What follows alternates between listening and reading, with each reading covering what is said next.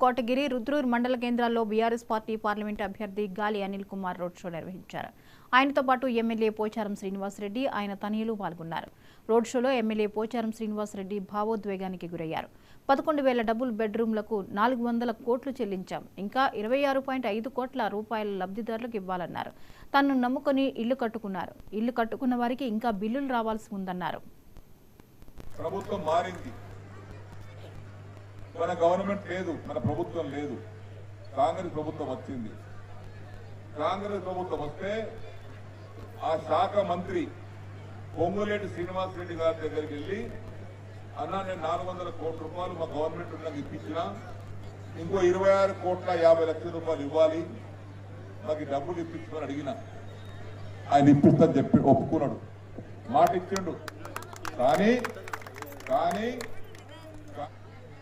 ఇప్పుడు నేను ఫోన్ చేస్తే లేవడతలేడు, మాట్లాడతలేడు, ఇస్తలేడు.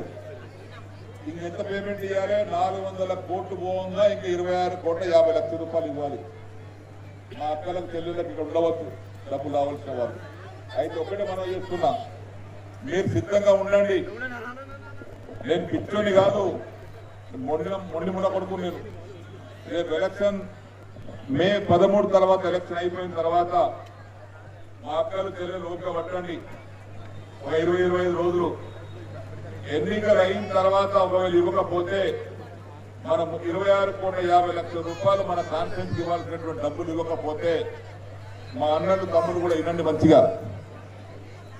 ఎన్నికలైన వెంటనే అనిల్ కుమార్ గారు ఎంపీని గెలిపించుకొని కలెక్టర్ ఆఫీస్కి వెళ్దాం. మీరు భార్య పిల్లలతో రండి ఒక రోజు, నేను నా పిల్లలతో పాటు వస్తాను కలెక్టర్ ఆఫీస్కి. కూర్చుంటామడా మన పేమెంట్ చేసే వరకు అడిగే గదుల మీద కలెక్టర్ ఆఫీస్ ధర్నా చేస్తాం. ముఖ్యం ఇస్తలేరు, గవర్నమెంట్ మారినంత మాత్రాన గరీబ్ వాళ్ళు పేమెంట్ అప్పు చేసుకొని వడ్డీతో కట్టుకున్నారు. కొంతమంది కాంగ్రెస్ పార్టీ నాయకులు అడ్డం పడి ఈ డబ్బులు రాకుండా ప్రయత్నం చేస్తున్నారు. ఆ పేరు కూడా చెప్తా తర్వాత, ఆ ఎవరు కూడా చెప్తా తర్వాత అవసరం వస్తే. ఒకవేళ పేమెంట్ కాకపోతే పార్లమెంట్ ఎలక్షన్ అయిన వెంటనే నేను మీకు అందరికి కబురు చేస్తా, పేమెంట్ రావాల్సినటువంటి బాబు.